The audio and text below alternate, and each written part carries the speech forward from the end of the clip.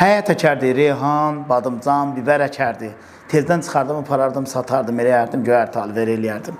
Bazarım olmayan günləri anama deyərdim, hər zaman 3-də 4-də durardı. Deyərdim, ana, məni oyadarsan. Anam məni oyadardı ki, deyərdi, bala, niyə oyadırsın? Deyərdim, ana, bugün bazarım yoxdursa, adətim pozulmasın. Bugün yataram, birisi gün durun, malımız olanda bazara getməyə əziyyət çəkərəm.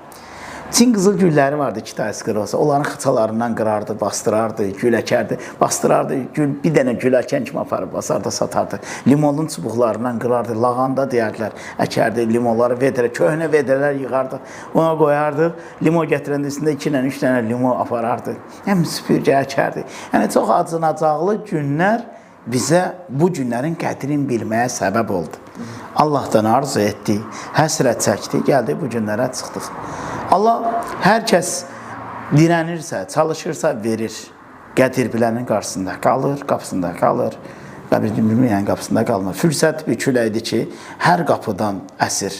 Allah bizi dünyaya gətiribsə, gözümüzü, qulağımızı, başımızı, ağzımızı bir-birimizdən fərqli yaratmayıbsa, günəşimizi, havamızı, gecəmizi, ayımızı, günəşimizi kimsədən fərqli yaratmayıbsa, deməli, məqsəd bizdədir.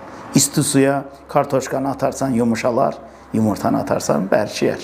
Odur ki, həyat həmən həyat, insanlıq həmən insanlıqdır.